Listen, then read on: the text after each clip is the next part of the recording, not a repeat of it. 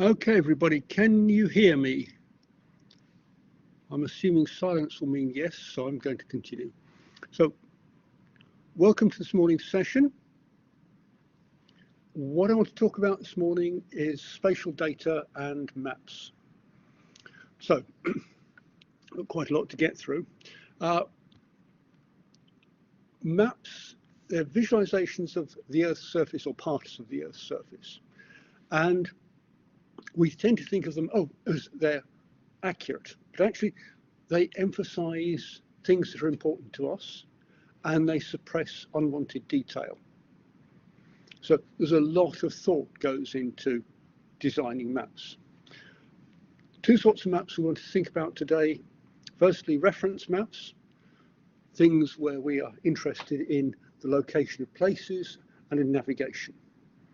And the second is thematic maps, maps which describe distributions of some topic of interest, whatever that happens to be. Okay, we also look at maps as propaganda. So, maps are very much cultural artifacts. They're created for specific purposes, and they are very much a reflection of the assumptions, views, and thinking of their creators. They are models. So the maps model our views of the things that they're mapping. We've seen this very briefly earlier on, I'll remind again later, but so they select the features of importance, they simplify. So they are a way of giving us a simpler view of some aspects of the world we live in. Okay, we've seen this map before, the London Tube map, and it is very much a simplification of that map. The tube lines don't really run in nice straight lines like that at 45 degrees or 90 degrees to each other, and it is hugely magnified in the middle. So it has this effect of apparently shrinking the size of London. So a lot of views of London are very much conditioned by the tube map. And that emphasizes the center at the expense of the periphery. So it makes London seem smaller. So the distances from periphery to center are longer than most people imagine. Okay, so the map influences perception. I want a rather different and rather fun little example. The Roman roads network of Britain done on the same sort of principles. So again, it's a simplification. You can see all sorts of things in there. Just treat it as a bit of fun. Okay, now what I want to talk about with reference maps are map projections, and then we look at the types of thematic maps, the color, symbols, charts, and so on. Okay, so map projections. We are used to seeing the world like this. Okay, classic, contemporary, political map of the world. Okay, nothing too exciting about it. Some people might say, well, why are the Commonwealth? Well, what are the pink countries doing? And actually, the colouring is actually pretty arbitrary. So, yes, we're used to seeing it like that. Okay, now, okay, given that map, are you awake? So, can you make notes, please? I would do this on the whiteboard if we were in class face to face. But how far is it from New York to San Francisco, Moscow to Beijing, Lagos to Dar es Salaam, Karachi to Calcutta, and Perth to Sydney? So if we come back to the map, there we are. Okay, everybody happy that you know where these places are, or do you need me to point any of them out to you?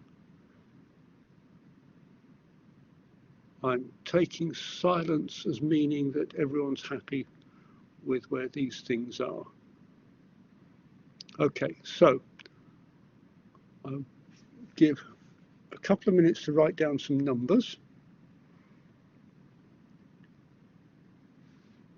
And okay, in an ideal world, I'd put up a blackboard for you to scribble numbers on. But if I do that, I take the map away. So I'll leave the map up and you can write your own numbers down.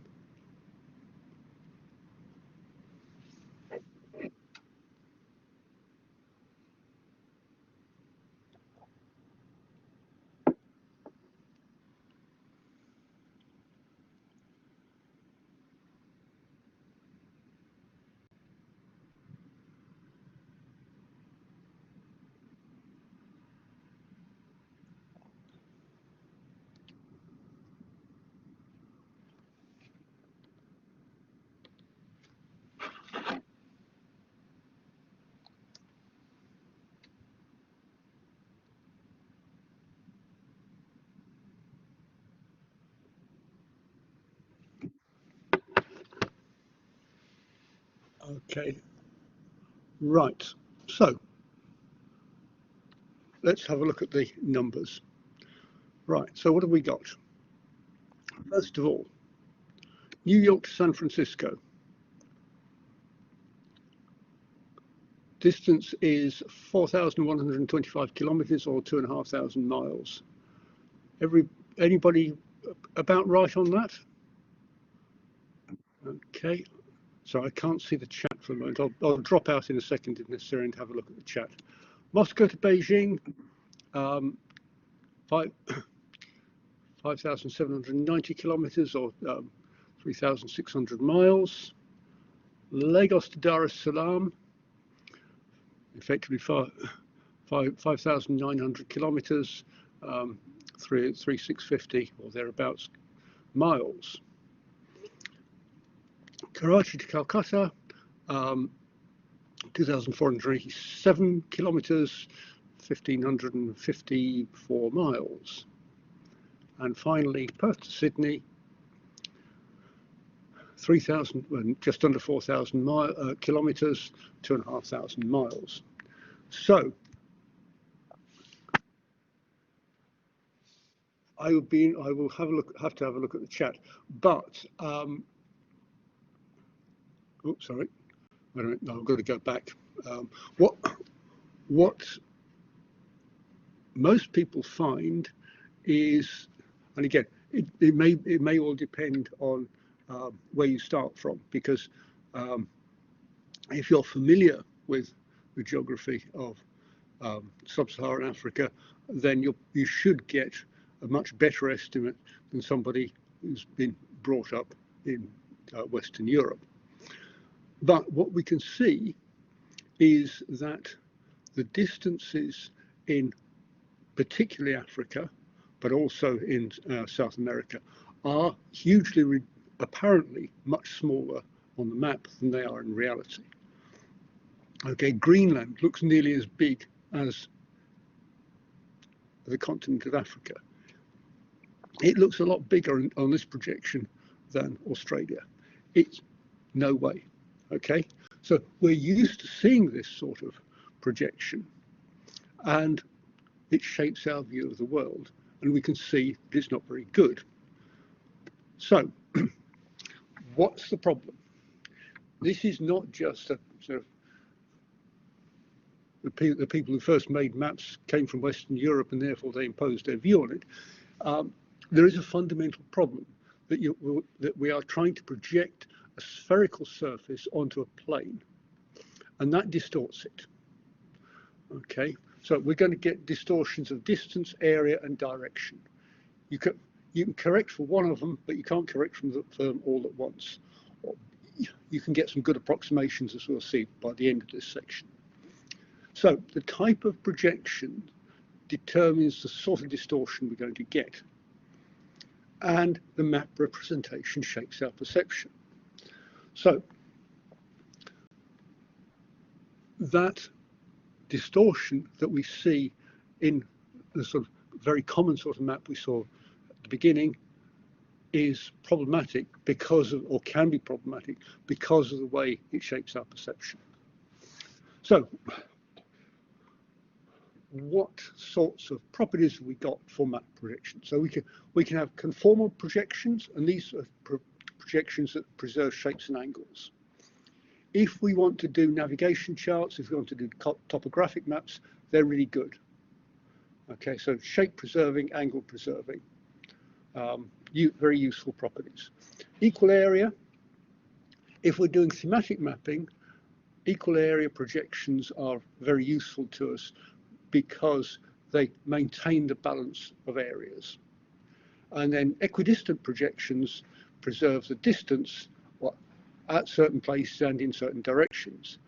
And if we're interested in showing distances from a point, that we'd like an equidistant type of projection. So, sorry, a projection with equidistant properties. So types of projection we can have that will deliver us these things. We can have cylindrical projections. So we take a cylinder, we drop it around the globe, and we just project out onto the cylinder, and then I'll unwrap the cylinder. We have conical projections. Again, take a cone, project it down, usually onto the pole, and then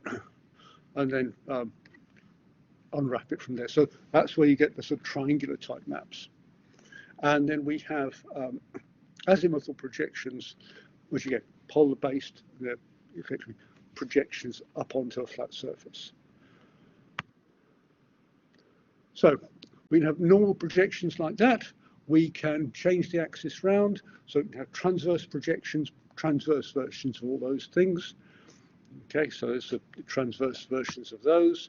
And we can say, oh yes, we can put them just on the surface, but if we're a bit cleverer, we can have secant projections, and this gives us projections which intersect with the Earth. So if we look at the cylindrical projection, which is the easiest to see here, what we can see is that our cylinder, rather than just touching the surface of the Earth, it goes through it. Okay, so what it's doing then is projecting from both sides onto it. Sorry, my audience has arrived. And again, you can see that with the others, with the conical and so on. So we'll look at in a bit more detail at our cylindrical projections. What they do, conventional cylindrical projection distorts high latitudes. So if we think about that first map we looked at, it's very much distorting in high latitudes. It's showing, there we are, there's large Greenland, okay, some Spitsbergen and other islands in the Arctic Ocean, and very large Antarctic. Okay, so that's problematic in terms of area and perception of area. But it does have the advantage of giving us straight lines. So constant bearings are straight lines. So good for navigation. So if you want to imagine the navigation on this map, it works because the constant bearing is a straight line. And that's one of the reasons why they were initially developed, as we'll see in the next section, and why and having developed and been widely used, they continue to be so.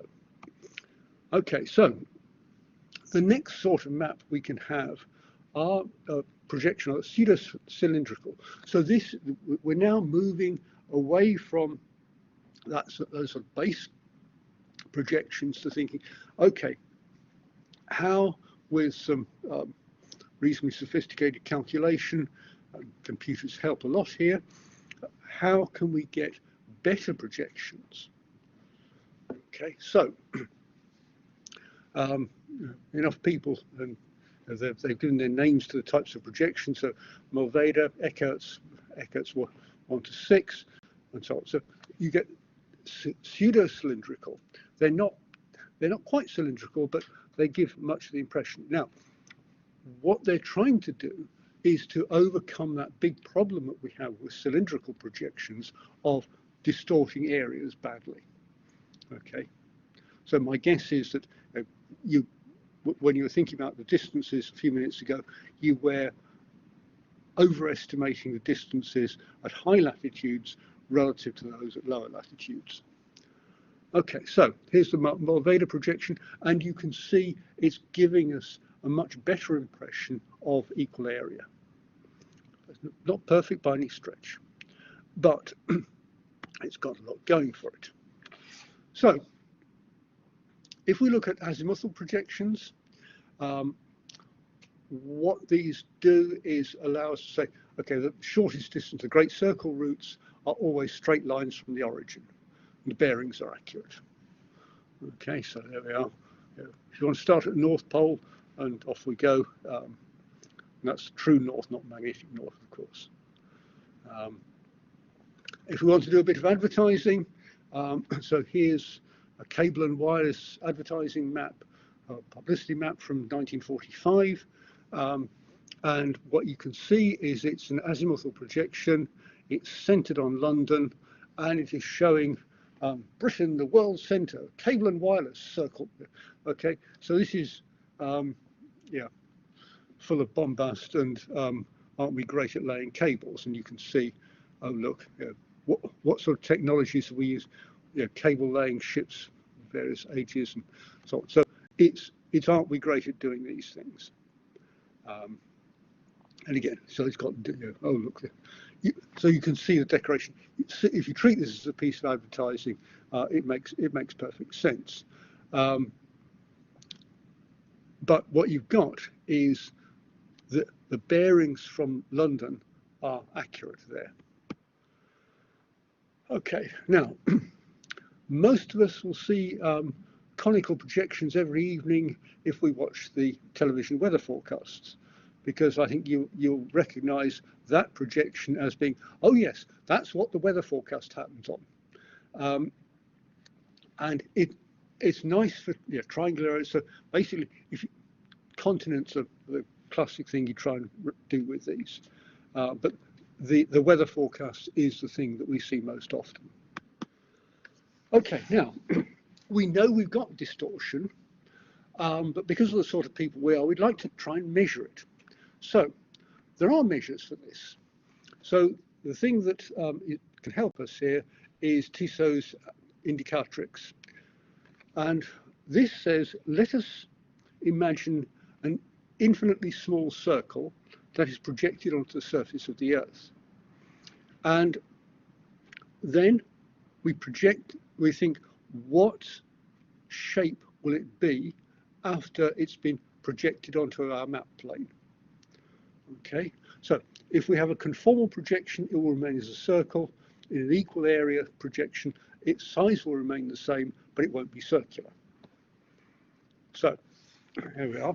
So here is the Mercator projection, the one which we are all most familiar with. And you can see here's the Tissot's indicatrix. So what we can see is what we've been talking about. Oh, look, in a Mercator projection, we have very large distortion. So the higher latitudes are greatly magnified in relation. So these are equal area circles on the ground. And okay, so if you can again think, we're thinking area here. Yeah, ignoring northern Greenland. Let's take Western Europe. Okay, so what do you think that's Western Europe to Central Africa? Well, it's probably equatorial. So we're probably about what four times distorted, so 4 times the size, and so it goes down. Okay, so it has the effect of emphasizing higher latitudes. If we look at Tissot's indicatrix for the Mulveda projection, pseudo-cylindrical, you can see these are really very even. Okay, right at the periphery, we get some quite significant distortion, but apart from that, these, if you look at this line running through here, There's very little in them, but they're not, yeah. So lots to like there. Okay, if we look at an azimuth or orthographic projection, so this is our sort of weather forecast type thing, then again, you can see that as we go away from the azimuth, the apparent surface gets larger. Okay, now, if we put all these things together and say, what is the best we can do in practical terms? The best answer we have at the moment is universal transverse Mercator. Okay, so this, when your GPS gives you coordinates, this is usually what you're getting, UTM. So, developed originally by the military, is widely used. The idea here is that you've got segments of 6 degrees longitude, and each of those 6 degree segments has got its own cylindrical transverse secant projection.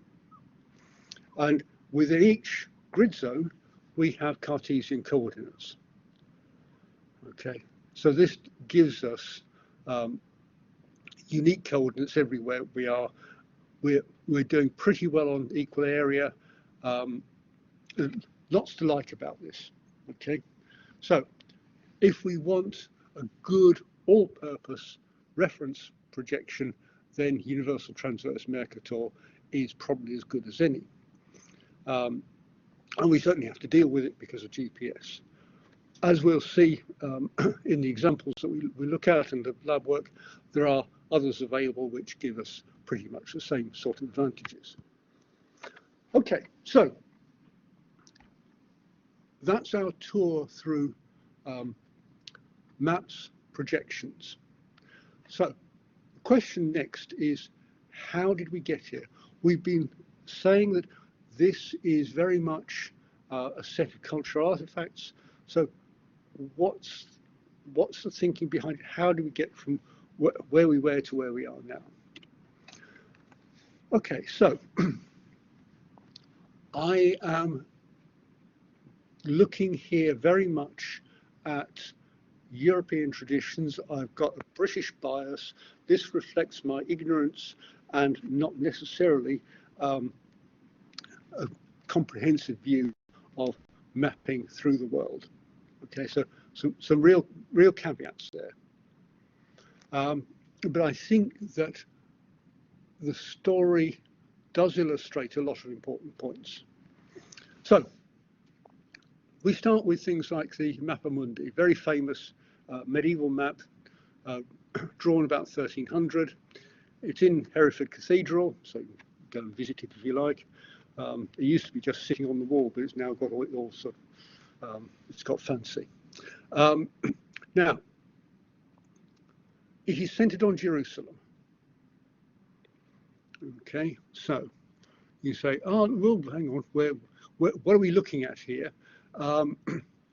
Yes, you can see we've got the world. It's got an awful lot of land in it in relation to the sea, which is interesting. Now, if you think east, put east at the top. Okay, center it on Jerusalem, and what you've actually got is it's a classic. It's a T+O, Mediterranean plus Nile in a circle, and it essentially represents Asia as the top half, and then the bottom 2 quarters, Europe and Africa. Okay, it is very much the centered on Jerusalem is a giveaway, obviously. It is very much a map designed along theological principles. Okay, so the monk who drew this basically said, yep, I've got this piece of vellum, I've got to draw it on it, and because of the size of the piece of vellum I've got to draw on, there are some limitations to it. Basically, some comment, I ran out of room and had to squish things up a bit. Very common. So this is hand-drawn medieval map. So this is a map designed with a theological view of the world. Okay, so that's fine, but you probably wouldn't want to rely on it to get to Rome or from Rome to Jerusalem. Doesn't look like it might help you very much. Same sort of time, so we have this one is slightly later, but I couldn't find a proper early 14th century one. But from the 14th century, we have these things called Portolan charts. Now, this looks much more like something that you could use. Okay, and these were used for coastal navigation. So what they've got, okay, so we're in the Mediterranean, and what we've got is the Mediterranean coast. So we're coming along southern France. We come round to Italy, Adriatic. Okay, so you're coming around Greece, squiggle. Okay, you've got the Black Sea up there. You're coming around the Eastern Mediterranean through North Africa, and the Straits of Gibraltar are off the map. So here's essentially a map centered on the Eastern Mediterranean. Now, what you can see, okay, so you've got the little brown liney things are actually the names of places along the coast, and the centers and the lines give you sailing lines. So you can say, oh yes, if I take this bearing from here and then turn through 90 degrees, this is where I'll end up. If I take this bearing, so you can think about sailing along the lines and then turning at the right point, and you should end up roughly where you hope you'd be. Now, you've got a lot of vagaries because of not being difficult to figure out exactly where you are, but a lot of this is done within sight of the coast, so it becomes much easier to do. Okay, so if you want to get from Rome to Jerusalem, this is the sort of map you want. Okay, so that mappa mundi doesn't mean that the 14th century people haven't got a good idea of where things are. It's just they're constructing that sort of map for different purposes. Okay, so we move on 100, 150 years, and we get Mercator's first map. So this is Mercator basically put together all the knowledge that we had at the time in Western Europe about the rest of the world. So what have we got? We've got good Europe. We can tell that much. We've got well, African coast, as you can see, is pretty accurate, and it's pretty. If you think the coast all the way through into the Far East is accurate.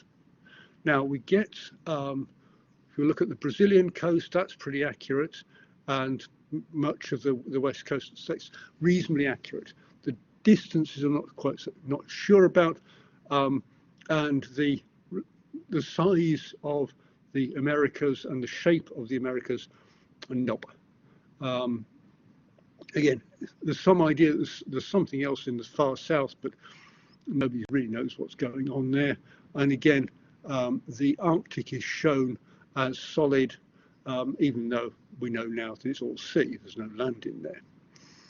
Okay, so this is Mercator, and you can see what he's had to do is he has put together a series of panels, and they are individual panels individually printed, and there we are, he's made the lot. Okay, so this is like, and why was this sort of map made then? Because this showed well, essentially the Spanish and Portuguese at the time, particularly the Spanish. Oh look, aren't we good? We know all these things. Okay, so, and again, you've got lots of explanatory text and so on. So it's not just a map. There's a very significant narrative in here as well. Again, Same sort of time, Saxton's map of England and Wales, and what that's showing. It's a rather faded version, this one. So there's parts of Scotland, and so you notice that Scotland and Ireland aren't in here, and this shows the historic counties of England. Okay, so here we are. Norfolk is still very much Norfolk, and there we are. But many other things have changed.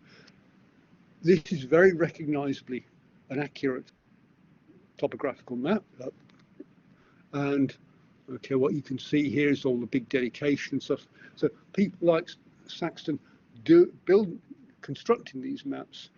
They need people to sponsor them, to pay for the maps. Okay, because they're expensive to construct and expensive to make. Move on a little bit, and we can see.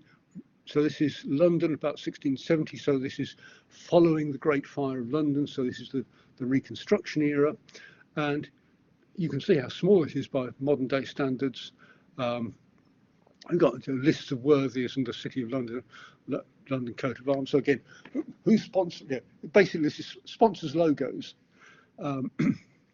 and what you can see, particularly if you look at this in detail, is that actually the cartography is very accurate, and this is people sort of wandering around with chains or bits of string, essentially, and rods and compasses, and mapping things out.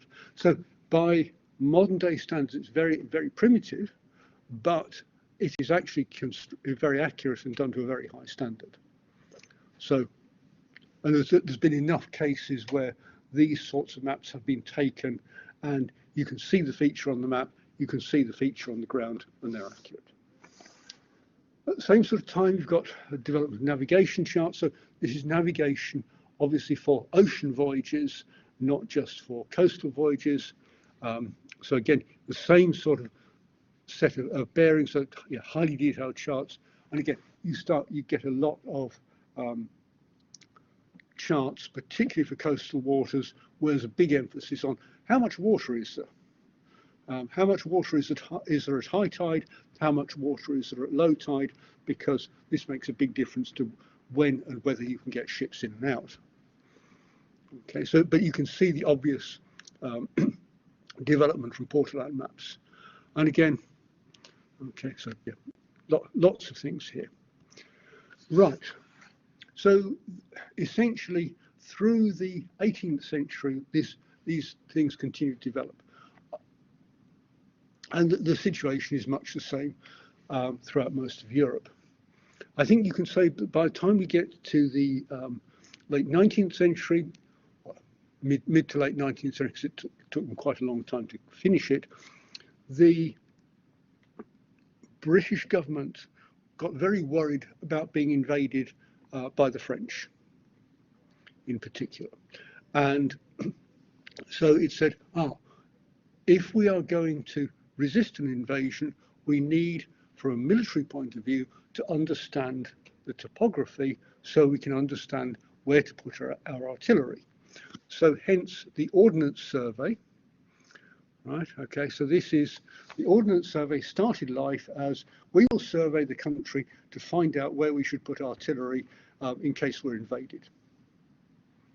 It very quickly grew hugely beyond that, because once you start doing this and putting the roads and villages and everything else on, you've suddenly got an extremely useful general purpose map. And what they're doing is they're showing relief by hatching. Okay, so the hatching shows you the direction of the slope. Okay, so you can see you've got a stream down here, and you've got slopes going up, and the thickness and closeness of the lines gives you an idea of the slope. Okay. By the middle of the 20th century, things have evolved quite a lot. Hatching is no longer the preferred way of doing things. And we have the Ordnance Survey 6th edition. Okay, so what I showed you before, that's first edition. That's 6, so you can see quite a big change. Now, here's a chunk of London, and what you can see is that the buildings are in black. So required colour, which is quite important. You can see, so you can see the docks and so on. So there's Chiswick and so on. So lots of things. Right, there we are, Fulham. So what you get is something which really is very black, so it's quite difficult to see because the black just dominates. At the same time, we have the Survey of India, which is done with a lot of the same thinking, but it really looks quite different. Okay, so this is Survey of India, 1 inch to the mile. So this is the same scale as this thing, published 1942. The other one's late for a few years later, but so we have less colour. Essentially, we've got greens and browns as opposed to a fuller range there. I see, and green, brown, blue. So it looks quite different. Obviously, this is representing quite a different sort of topography. I'm trying to. I think that. Wait a minute. I think the dots are. I can't remember what the dots are on this one. Sorry, my mistake on that. But anyway, what you can see is you've got contours. Okay, so if you want to see what the land is doing, you follow these contours. Okay, so you can see, again, you can see the rivers, you can see the land rising, and you've got the green colour to show forest. Okay, now coming back to our Ordnance Survey in the UK, from the 1970s we have a shift, we get more leisure and tourist information, roads become more prominent. So as motorways, as road travel increases very rapidly, so we get a greater emphasis on roads in the maps. Okay, and our urban colouring is more muted. Right. Okay, so apart from these sorts of maps, okay, so you can see you have tourists. Oh, look, here's a bit of the Lake District. You've got youth hostels, parking, lots of parking, museums, wait a minute, pubs, what else have we got? We should find hotels and things, and you can see public footpaths, there are hotels marked. So a lot more tourist focus in it. And here's the view of Exeter, and you can see, oh look, here's a motorway coming through. Sorry, no, that's a trunk road, and there's the motorway going out. So you can see that the black colour for ordinary buildings has been replaced by a sort of beigey colour, and the black outline is retained for public buildings. So we've got basically that's Exeter Cathedral down there, and so it makes it easier to see what's going on and easier to see other features apart from the buildings. Okay, and again, you notice the museums and things adding on to that. Now, the Ordnance Survey has had this sort of map, things for the general public to navigate their way around, to go walking, whatever. But actually, it makes most of its revenue, which supports its activity, comes from really small scale maps. So the 1 to 6,000, 1 to 12, 1 to 600, 1 to 1200, which are used for where are we going to dig up the street? Where are we going to put this cable? Where's the boundary of this house versus that house? So all those things which, because it's the Ordnance Survey, it is the official map. If it's there, then that's the best version of truth we have. I would say that for general maps in the last, let's say 10 years, but maybe a bit longer, 10 to 15, there has been a significant step backwards, because we've moved from navigating around and seeing the world through this, or slightly simplified version of this, Ordnance Survey map to what we see on Google Maps. Okay, so Google Maps gives us points of interest, roads, and that's about it. You don't get much else. And yeah, the maps you get on sat navs, same sort of thing. So if you look at this map and compare it with you know, OpenStreetMap, Google Maps, whatever, what you can see here is you've got a much richer view of the topography, of the drainage. The road sizing is much easier to figure out because they're color coded and there's some width in there. You've got many more things noticed. So here we've got stations and bus stations and things. You can see we've got woods. It'll tell you whether it's coniferous or deciduous. If we were in the right part of the country, we would see orchards and so on. You can see the public buildings. So I think that's the university up there. But anyway,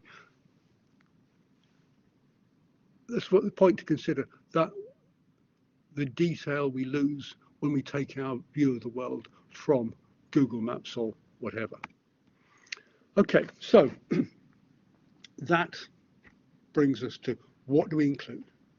Okay, so if you like, that Ordnance Survey type map, now I'm using that as the example, but certainly most European countries, and I think many others besides, have got equivalent things. Now, obviously, if you've got a country where you have a large area, not many people, then your mapping is going to be coarser.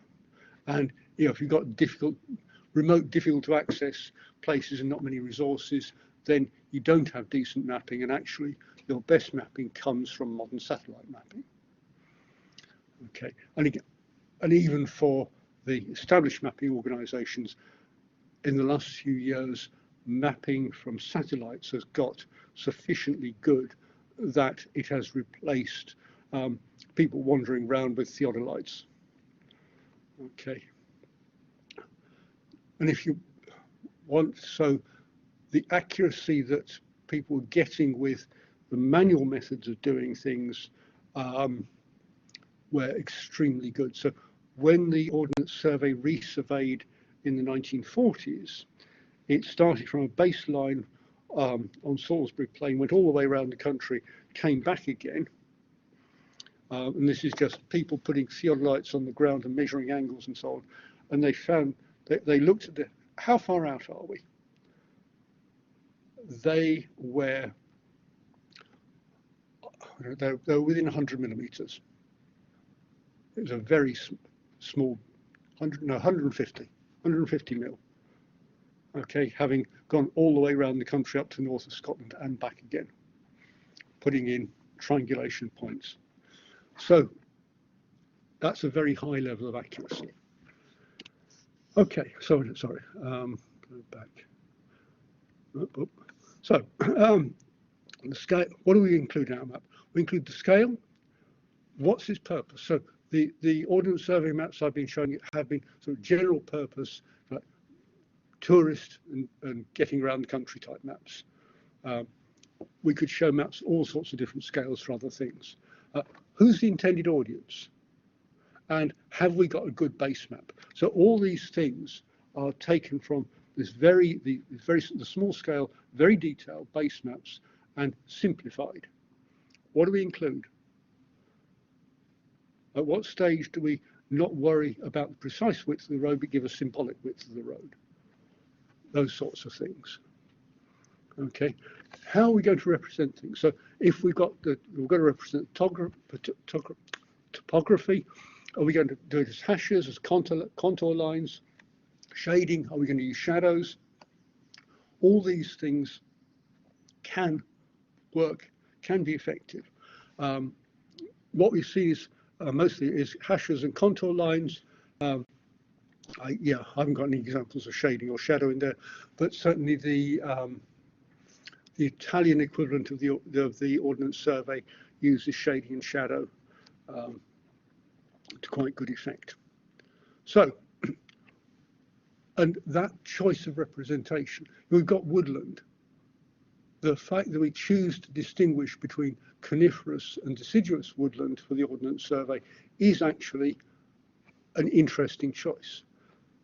You've got orchards. In some other parts of the world, you might want to have a further distinction there, or you might not want to have that sort of distinction. Right, so how are we doing? Okay, so it is 9:46. I suggest we take a break until 9:55, and we will come back and talk about thematic maps. I will come out, I'll have a look at the chat, and then I'll put the QR code back up again.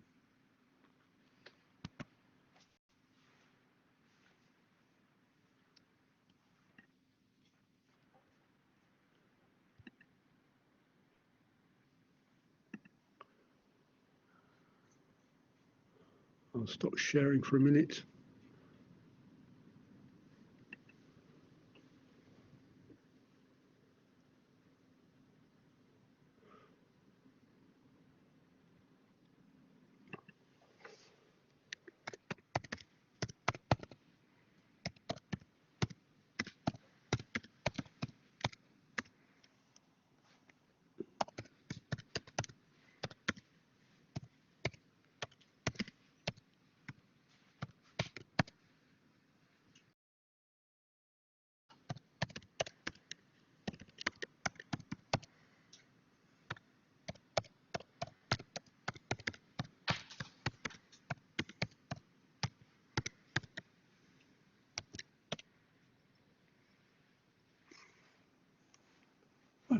How are you? Yeah, okay, yes.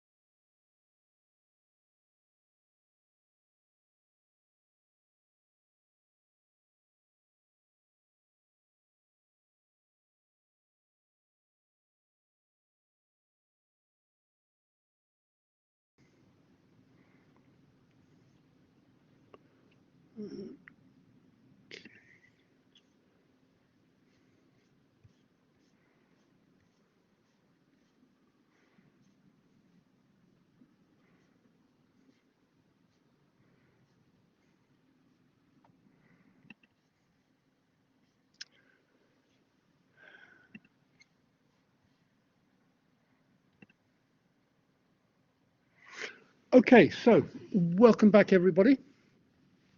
What I want to talk about for the second half of this session is thematic maps. So, types of map I want to talk about. I want to talk about isoline, choropleth, proportional symbol, and dot maps. Okay, but not much on dots. So, isoline maps, what are they? Points of equal value joined by a line. We've seen several examples already. So contours are points of equal height, equal value, joined by a line. Great. Every time you see the pressure lines on the isobars on a weather forecast, they're a sort of isoline. And many things, other things. Okay, so the issues with isolines. How do we do the interpolation between points? Right, so do we do straight line interpolation? Do we do it by hand? Do we use splines? Most systems nowadays end up using splines to do the curves. They're not too bad to calculate, and they give you good results. So what should be the interval between the lines? So obviously, if we are in a fairly flat bit of the world, and we want to show what relief there is, we might well think, oh look, 10 or even 5 meter intervals might be appropriate.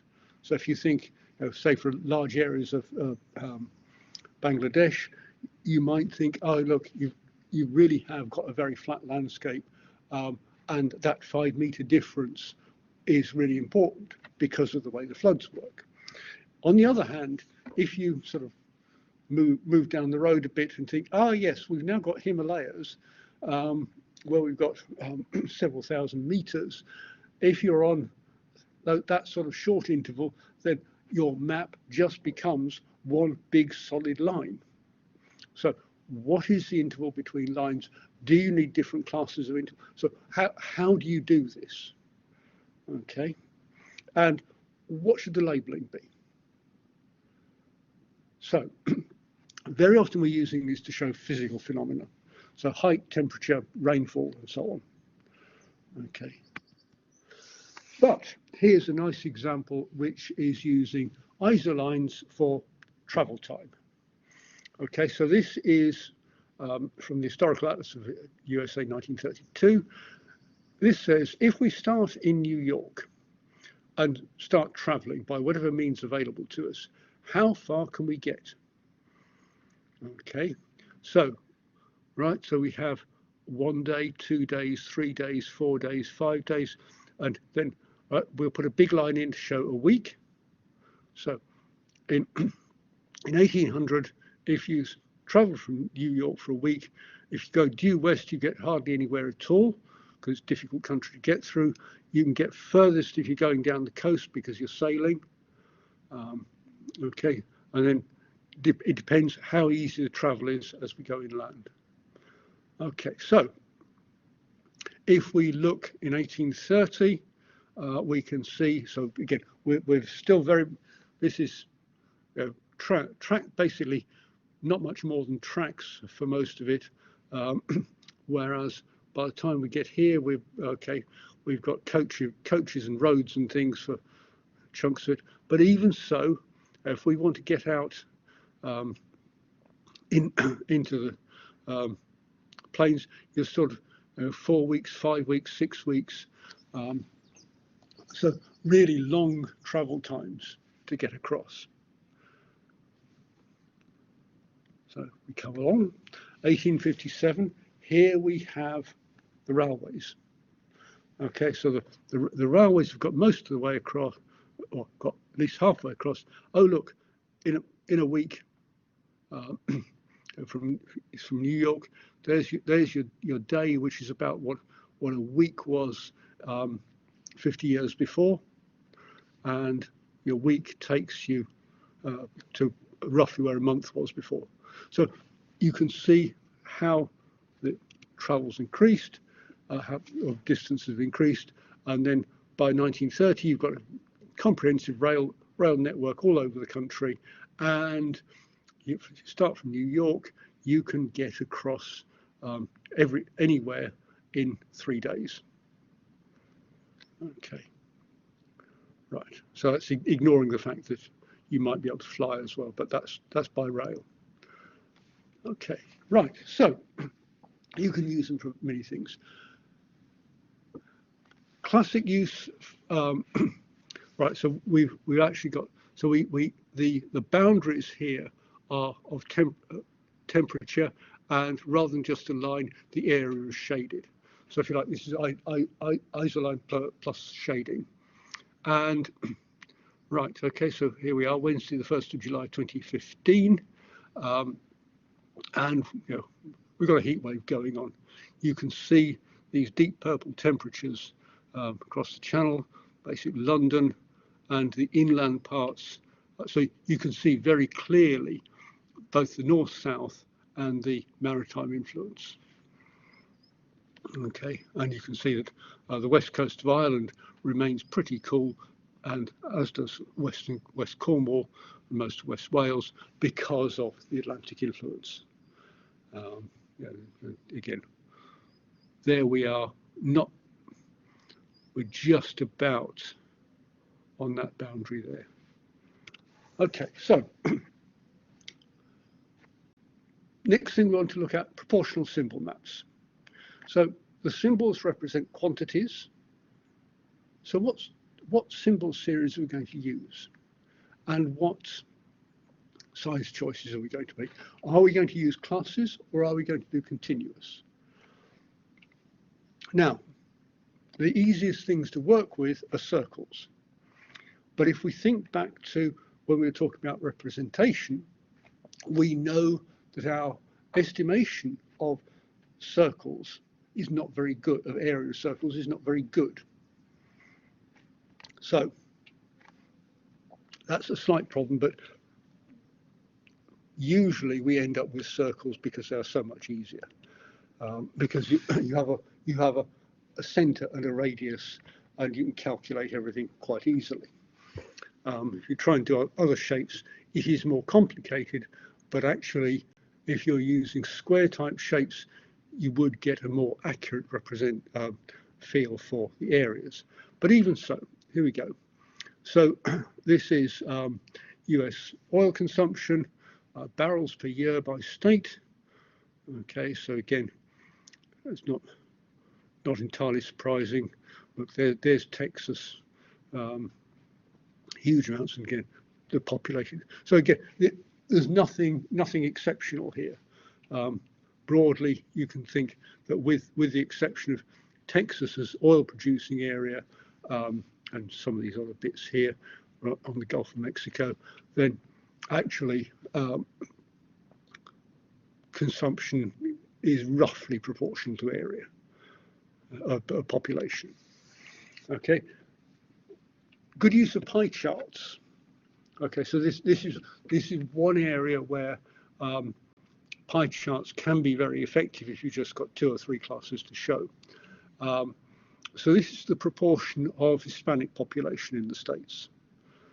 Okay, and it's showing the percentage in each state. Okay, and what's the area of the circles? Well, it's not very good on the absolute numbers. It's giving you the impression, but I wouldn't like to try and take the absolute numbers off this very easily. Okay, so what have you got? You've got Puerto Rico down there, Alaska, and then everywhere else in between. So you can see the major urban areas have got the higher proportions. What's nice is that it's emphasis. If you're saying, oh look, what's the Hispanic proportion?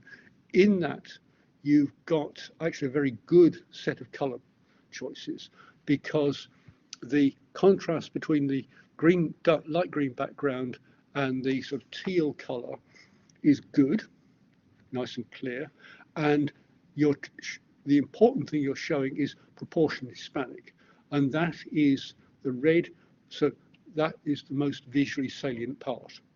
So in this map, the most visually salient element is the element that the map maker wanted us to look at, and we do, and it shows very effectively. Oh, look, where's the Hispanic population? It is very easy to pick out. Okay, California, Texas, Florida to a lesser extent, and given the fuss getting Florida, so, and then the big urban areas, so New York and so on. And again, the lakes, so this is, you're looking Midwest there. Great. So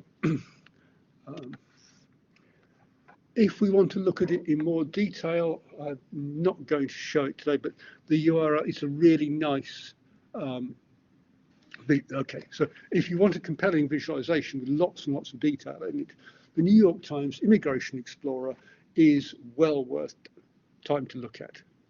Okay, so what it's showing you is, again, if we've got time, we can have a look at this interactively in the lab. So we're looking at the proportions of various population groups, various ethnic groups in the population, and what we can see. Oh, look. Okay, so there's, where do people come from? Okay, so surprise, surprise, all the Canadians are up there. Yep, so they just nipped over the border into New York State. People born in Western Europe, again, concentrated in the major urban centres and on the West Coast. Okay, and again, you can see that sort of Silicon Valley tech concentration in there. What else have we got? Okay, so where do people born in Africa? And what you can see is that the large concentration of non-native US born people in the big urban areas. And you might say, oh yes, but what, these are showing numbers, not rates. And this is one where if you wanted to make a decent comparison, you'd say, please show me these things as rates. Okay, and again, but what you get these clusters, so you can see Colorado. So Colorado has got, again, if you look in this sort of whole Midwest, oh look, you've got a large, hardly anybody, oh look, Colorado, and there again, another concentration around Utah. Okay, so it shows you where the most non-US born people are, and that's that's good. But if you wanted to go further, you'd want to look at rates as well as numbers. Okay, now here's an interesting one. So we know when we looked at representation that we are not that good at estimating areas of circles, and we're really very poor at relative volumes of 2D versions of spheres. So here we have school district enrollment, state of, this is Washington State. Okay, by any standards we can see all the children over by the coast. So here, again, here's your big urban areas. But actually, and there are some numbers on there, they're very difficult to read. So I think I would criticize the map maker in this for not having got particularly good choices for font colors. Now I think having got this pastel colored mosaic of counties, which I'm not really sure about at all. Yes, you haven't got adjacent colors the same, but I don't think it's helping us, and it's certainly getting in the way of trying to do a better font choice, color choice for the numbers to make them more readable, because the black on grey, dark blue, whatever, you can't read the big ones. Now, if you wanted to show, oh look, there are lots of people, but you wanted to downplay the importance of the urban areas, then this would actually be quite a very good map for doing it, because we will systematically underestimate the numbers in those spheres. Okay, there might be other reasons for wanting to do it, because if we think about trying to get reasonable provision everywhere, it might be much easier to get decent provision where you've got lots of children to deal with than somewhere down here where you've got hardly anybody, and I suspect hardly anybody at all. So you might be dealing with some different things there. So these are all choices we have to make as we think about building a map like this. Okay. Now, if we want proportional symbols, all right, so cattle and calves. So, well, let's have a stylized cow and show that. Okay, and it's interesting how good are we at measuring. So there could be some little interesting bits of evaluation to figure out how good we are at these sorts of things.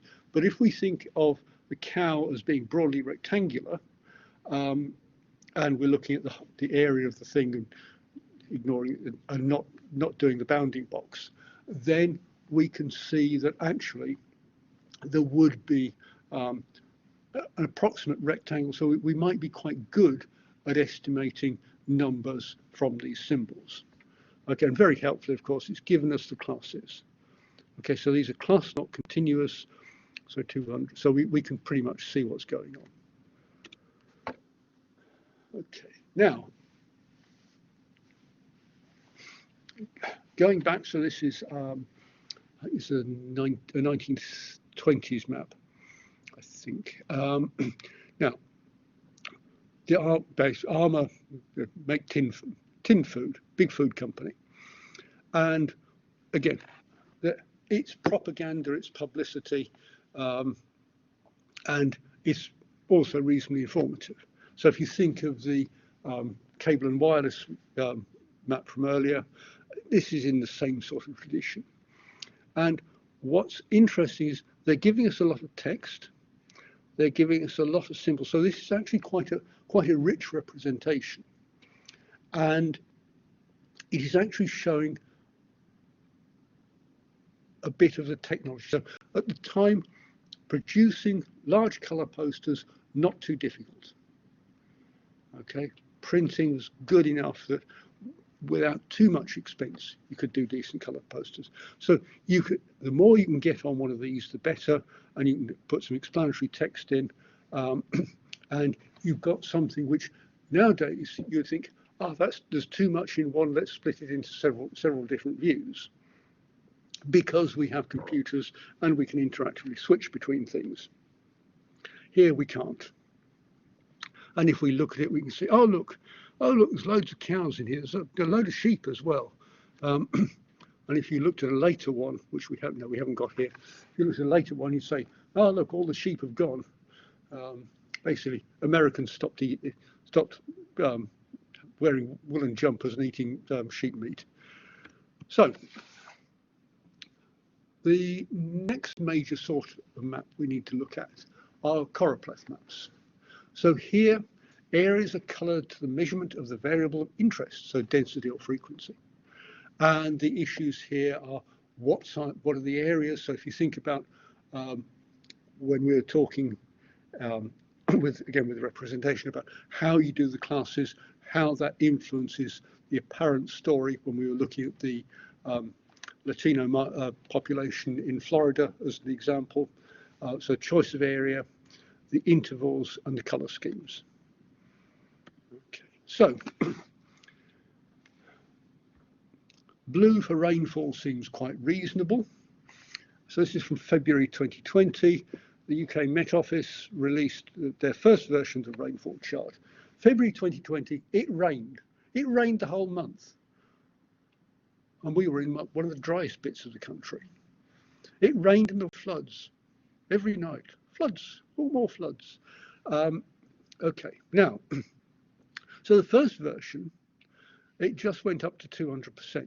Okay, so there we are, above 200%. So basically what happened in the first version, most of the country was this one dark blue color. And everybody who looked at this said, "Oh, that's not very helpful at all. You've lost all the interesting detail." So they quickly redacted it and changed their scale. So instead of saying, okay, monthly rainfall in relation to the 1981 to 2010 average, rather than stopping and saying above 200%, we'll go 250, 300 over 400, and we can see, here we are, loads of places through basically the Pennines, and this is the sort of Lancashire, Manchester type area, and then through the Midlands, so from Lincolnshire through into Wales and through the Midlands, you've got these purple patches. So these are somewhere between 350 and 400% of normal. So this is, they're having four months worth of rain in 1 month. So that winter, it was the 5th mildest ever, and it was the 5th wettest ever. And we've got records that go back several hundred years on this. Move on to May. Here we are. We're in the middle of first lockdown, and it's hot. Okay, so May, February the wettest. May was the driest and sunniest May on record in East Anglia.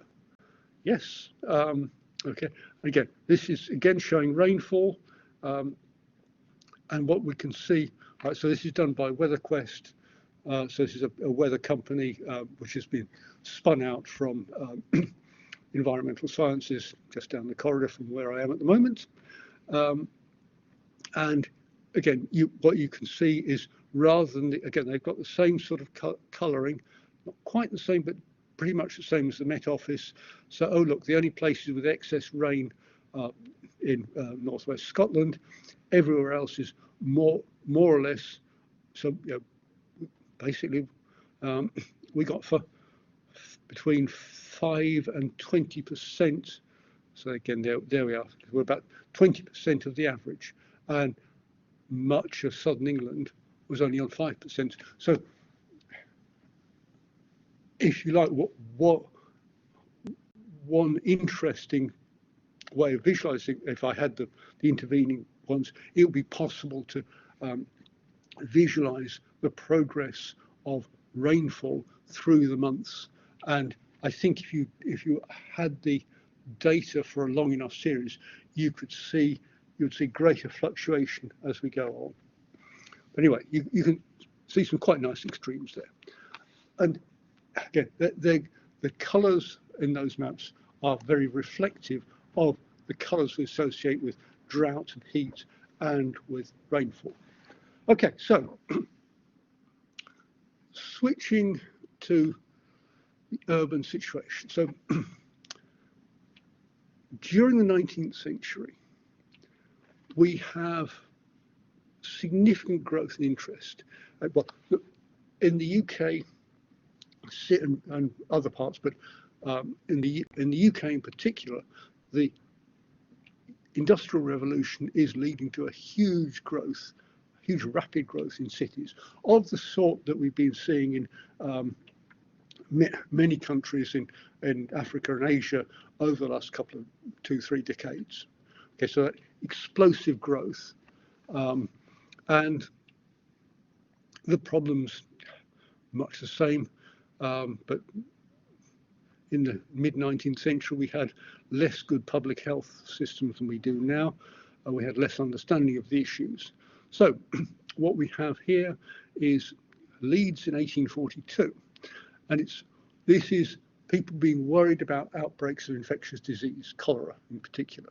So by the inspection of a map of Leeds, which Mr. Baker has prepared at my request, to show the localities of epidemic diseases, it will be perceived that they similarly fall on the uncleansed and close streets and wards occupied by the labouring classes, and that the track of the cholera is nearly identical with the tract of fever.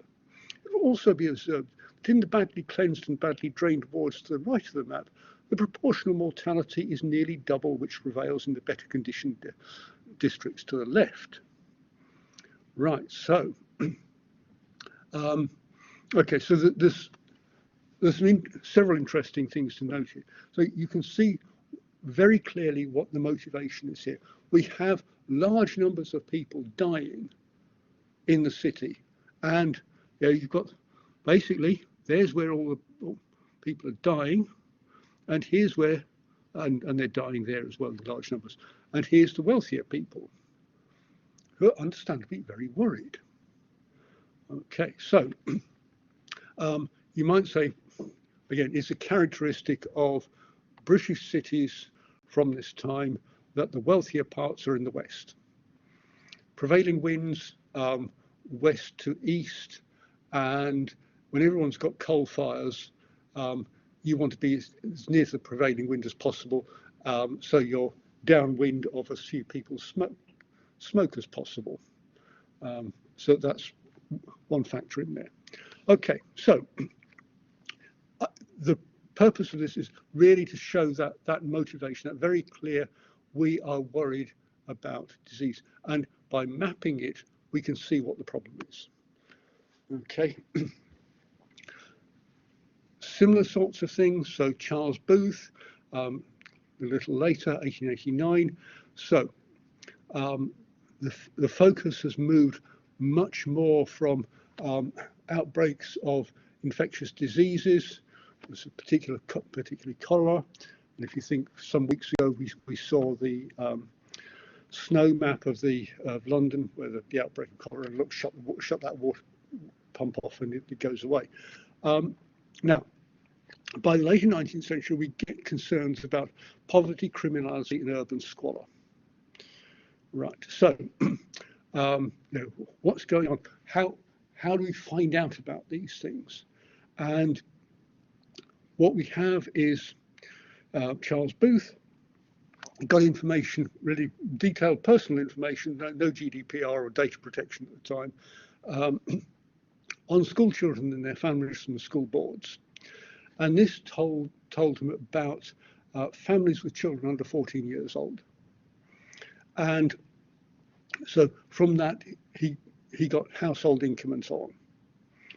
So he could tell from his school board records, okay, sorry, that should be extrapolate.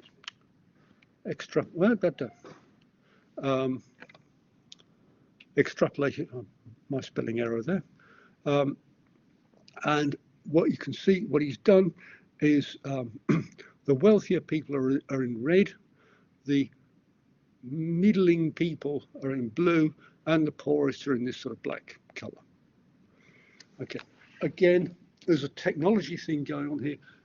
By the later 19th century, it is much easier to produce multicolored maps.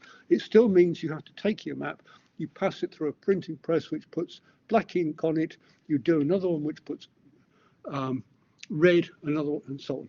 So you can do shades of, but nevertheless, you've still got to do multiple passes.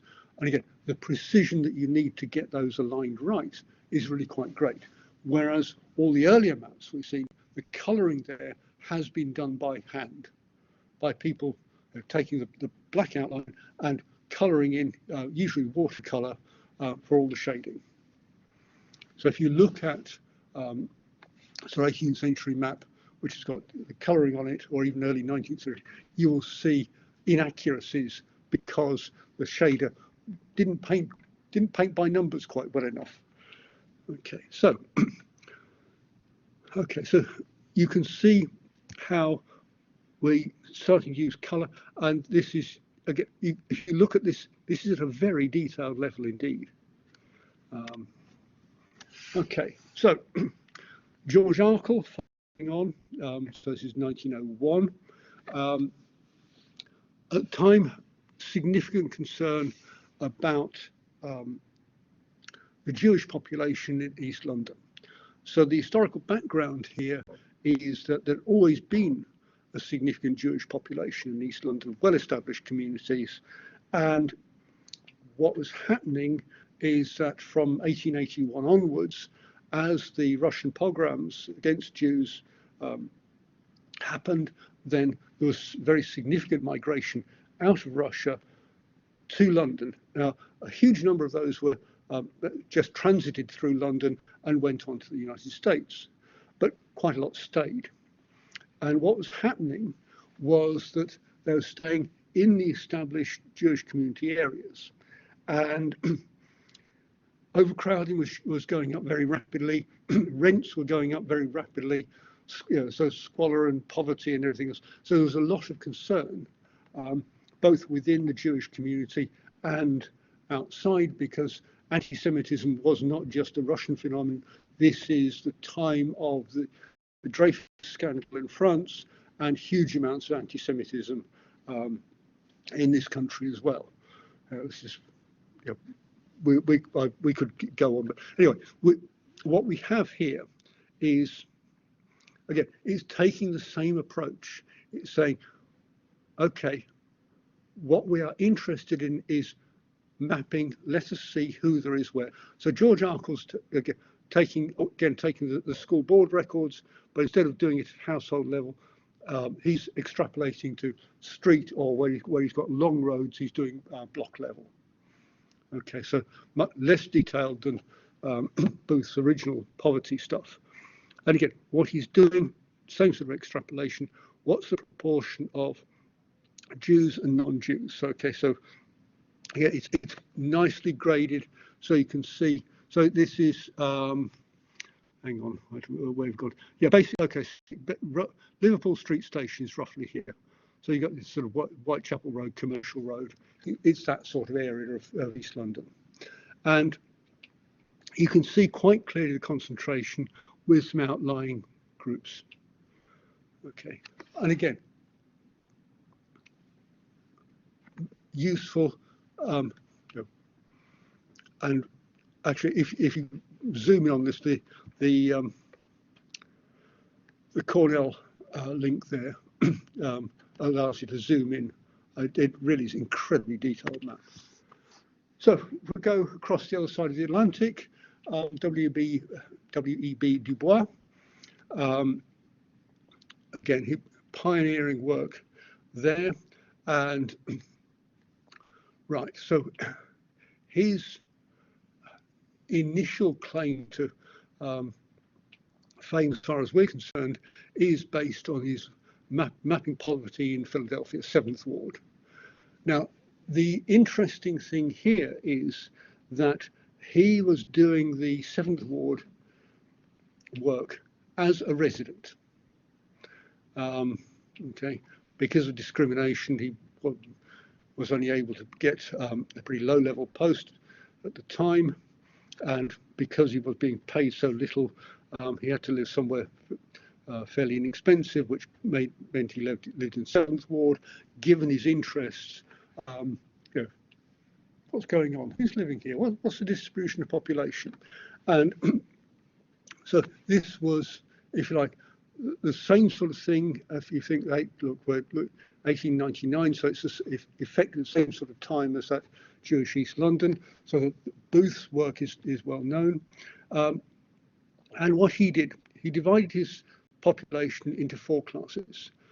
Middle class, which is about 11%, respectable working class, these are his descriptions, with sufficient regular income, in green on the map, and poor, little or unreliable income, sometimes in want, for 30% of the population. And then 6%, the vicious and criminal classes. I think these are descriptions which you would not use today, but they were appropriate descriptions. So those at the time, again, the title of the thing, the Philadelphia Negro, not a title you would use today, but for its time, fine, no problem. Okay, and here's a chunk of his map. You can see the grid layout. Again, it's very detailed. It's house by house by house. And oh, look, where do the criminal and vicious classes live? They live in these two blocks with an outlier, a couple of outliers over here. And again, going back to that, the Jewish East London, there were similar concerns because you had this small sort of, again, like the descriptive term wasn't criminal and vicious, but it was pretty much the same. It was slightly different somehow. And what they said was, look, the incomers are being forced into the same places of these people and are being corrupted and turned into criminals. So that was one of the big motivations there. Okay, so if we look current, let's come out of history. How's the population changing in the United States? Good question. And this visualization is an interesting one. So these are US counties. So the difference in county size between the West, the Midwest and the East is really interesting. So there's some interesting stuff there. But what the map makers here are trying to do is to show both the population density and the change. So it's using a sort of a blue, a green, and a yellow for denser, medium, and sparse. And then showing the change by the intensity of the colour. If I'm honest, I'm not convinced it works, but it's a very interesting way of trying to combine multiple dimensions into a single static image. Again, I think that for us, we'd say, okay, rather than try and squish the whole lot into one image, we would actually unpick it a bit and allow comparisons, either side by side or multiples in some way to reduce that complexity of representation which we have here. Okay. So the last thing I want to look at here are cartograms. Now we see it here. What we've got is huge disparities in population density. So cartograms say, yeah, that's one of the problems. Okay, now cartograms are maps distorted to show all the areas of the maps in proportion to a value. So one of the most common is country size proportional to population. So if you show the country as units of equal population and give each unit equal area, you're obviously going to distort the map, but you're going to maintain a constant population density. Okay, now there's several algorithms and there are online tools. Okay, so Scapegoat is probably the best known of them because it uses shapefiles as its input, and there's quite a lot of shapefiles around, and exports SVG, which we can use quite happily. Again, very helpful to us, the QGIS open source GIS system, which we'll have a look at with Aaron late after Easter. That has a plugin to do these things. So cartograms are available to us. So if we look at the US presidential election for 2016, what we see is, okay, so the blue states are Democrat states, the red states are Republican. Okay, oh look, the vast majority of the country voted Republican. That's the message that the area gives us. Okay, dominant Republican.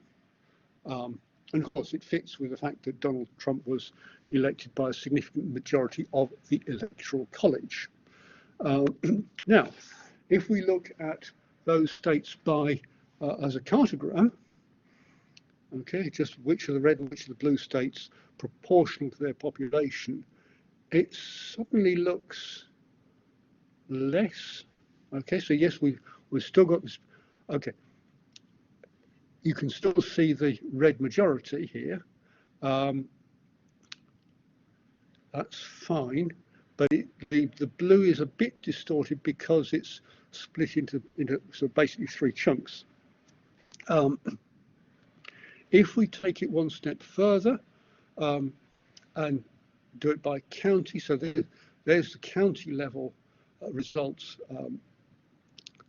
in red and blue, and if we do the cartograms, then by county suddenly that's starting to look much more equal. And we go shade by the proportion of votes, then we get, okay, so that's the non-distorted, and this is the cartogram version. And we get the picture there. And what we actually see is that if we look at that, you think, yeah, that's more blue. And if we looked at the total votes cast for Clinton versus Trump, we would see that actually there were more votes cast for Clinton than for Trump. And that, so the representation is actually helping us understand what's going on. So the difference between that and that is really quite significant. And I think we learn rather more from that than we do from the initial map, although this is rather more complicated to put together.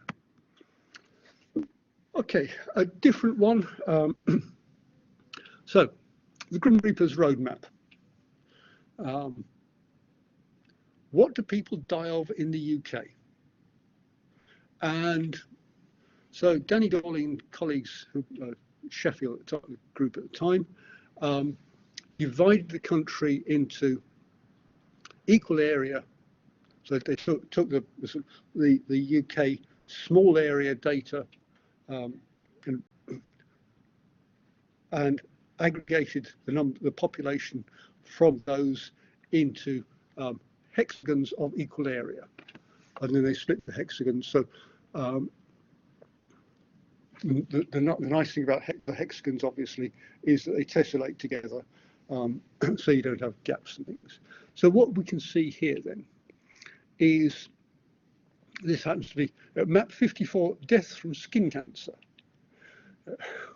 and what you can see and there's the rate, okay, and what we can see is, oh look, deaths from skin cancer, south coast. You can see sort of wealthier parts of southern England, and you can see rural. Okay, so interesting. And deaths from skin cancer in northern England and Scotland, not many. Unsurprising. If you actually look at this thing, the whole thing is now online. For most causes of death, you'll find that, yeah, Glasgow and the central lowlands of Scotland, you die earlier of most things there. So what they're doing is taking official death statistics and just mapping to produce this. Okay, so another form of cartogram. Okay, so maps as propaganda.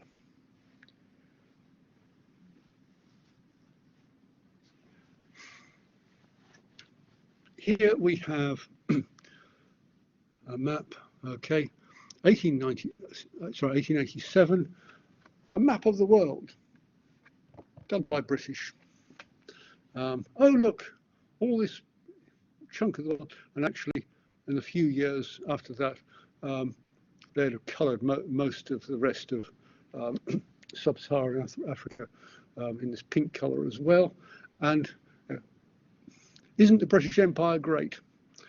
What it's doing, it's showing, oh look, aren't we wonderful? And all, okay, the other thing to notice, all these little islands, okay. If you're a major naval power in a coal-fired era, you want lots of little islands because you want to be able to refuel your navy as you sail around the world. Okay, so propaganda version 1. The Russians and the Japanese had a war in 1905, and the Japanese, okay, not very happy about it at all. Oh look, the Russian octopus is reaching out everywhere, and isn't it dangerous? And shouldn't we be alarmed about it? And okay, the upshot was, yes, they had a war, and Japan won it, because the Russians found it very difficult to get the forces over there. Come closer to where we are now. Nazi Germany in 1934. So this is the Nazis' campaign. Oh look, the Czechs are dangerous and they're suppressing our people in Czechoslovakia. So there were, okay, so there were significant German-speaking minorities in some of these border areas in Czechoslovakia, and Nazis are saying, oh look, at the range of 550 kilometers from Prague, look, they can come and bomb us. They're a threat to us. We might have heard something like that before. Okay, so again, influencing. For a decade later, Britain, isn't Britain wonderful fighting Nazis in the Second World War? And look, aren't we great? Aren't we? We've got people coming in from Canada, from the rest of the British Empire, and from the States. We are sending things off. We're sending things off to Russia as well. So that's the Arctic convoys, and we're fighting everywhere. And aren't we great? Okay, with some notice less explanatory text than you might have found in an earlier map. Similar era, late 1930s, this one. Another Nazi map. Look, the great German people are should be ruling large parts of the world. Oh look, what have we got? South Africa, large chunks of other bits of South Africa, Argentina, Brazil, loads of stuff, and huge amounts of North America, apart from Germany. And so, so by claiming a pretty spurious version of what a German might be, we should be ruling half the world at least. Okay. But apart from the sort of straightforward, crude propaganda of that sort, there's also some work which was very good. Again, the reasons for doing it were absolutely racist. But so this is a map of ethnic groupings in Western Balkans, so like former Yugoslavia, and it's showing all the different ethnic groupings. And if you say it's complicated, it's very mixed, then that's actually a good picture. That's a decently accurate picture. The motivation for it, entirely racist, but the quality of survey work behind it was actually good. And that was there was a chunk of that in quite a bit of the work that the Nazis did, and in fact in their predecessors in the First World War, had serious archaeology going on, remarkably close to the front lines and things. But so I think that there is a subtlety in looking at propaganda, understanding propaganda, but on occasion there is solid work behind it, even if the motivation is entirely undesirable. Okay, classic Cold War propaganda. All right, look, oh, the Russians are a huge threat. And look, these huge missiles help. Well, we're under threat from them. Okay, right. That'll do. Much more difficult. Okay, so again, maps as propaganda for Palestine. Okay, various views of it. right? So okay, so this is, oh look, how much how much of Palestine is ruled by Palestinians, and apparently nothing until 1995, and then these little bits, okay, and everyone else is just sort of greyed out. Interesting. Another version of the same thing. All right. So how much of Palestine has been lost to Palestinians in the same period? So again, more propaganda, and it's, you know, on some of these you need to look and think, what is the basis of the classification? What's the basis of the map? Who's doing it and why? Okay. Yeah, these a very straightforward one. Oh look, let's all get very worried indeed about the jihadists. So this is radical Islam, January 2015. So it's IS, Daesh at its height, pretty much. Oh look, it controls. And again, that bright red salient colour, which for a Western audience is threat, it's danger. Okay. Now, Institute for the Study of War, I got a feeling it's basically a propaganda outfit, if I remember this one correctly.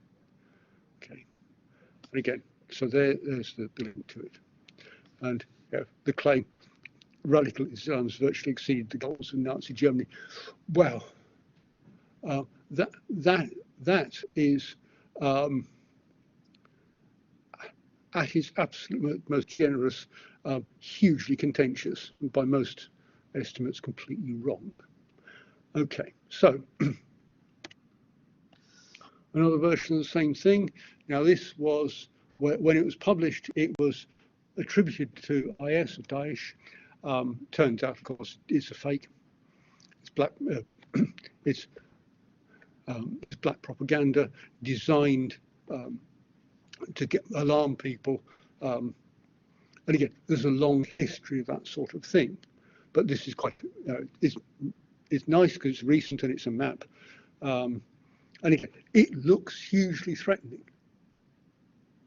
That's the aim. And if we want an up-to-date one, here we are. Yeah, I say no more on that. Okay, so maps as propaganda, advertising is sort of propaganda. All right, so here we are. Okay, it's old now because they're turning off 3G. But oh look, Verizon, we're much better than AT&T. We've got all this 3G coverage. Now, actually, where are the people? Yes, they might be, but what does this actually mean? We all know about phone companies' claims for coverage and what real coverage is and what's the difference. Yeah. So again, the visual saliency being important there. A much more gentle form of advertising with a map. So this is Matt Gill again. He who did the Cable and Wireless Great Circle. Tea revives the world, a very British advert.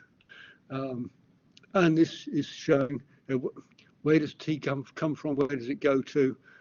So if you see the detail, the little labels, essentially everything you wanted to know about tea that relates to Britain. And again, this is from the 1940s, at a time where just about everybody in the UK drank tea all the time. Coffee was pretty rare by comparison. Okay, so that's what I really wanted to cover today. So I think what we've seen is that we can use maps for a very wide range of things. They can convey a very wide range of data. If we think the maps of climatic phenomena, we've seen them here as maps. We've seen climatic phenomena elsewhere as charts of various sorts. I could have picked many other areas to look at, but I think you get the picture, I hope. Okay, so if you're interested in map projections, there's some references. The pervasive cartography, that's the source for a lot of the good early representations of the images, the Leeds map and so on. And if you want to follow the social aspects of it, the East London and the rest of it, the Vaughan book, this Vaughan book from 2018, Mapping Society. There's actually the website's got quite a lot of good images on it too. Okay, so thank you. Right. Okay, so I will hide that. I will stop sharing. Stop sharing. I see nothing on the chat. Okay, QR code again. I'll put it up for the third again for a second. Bring that back. Come back up to the top. All right. Okay. Just for anybody who's not got the QR code. Right. Okay. So.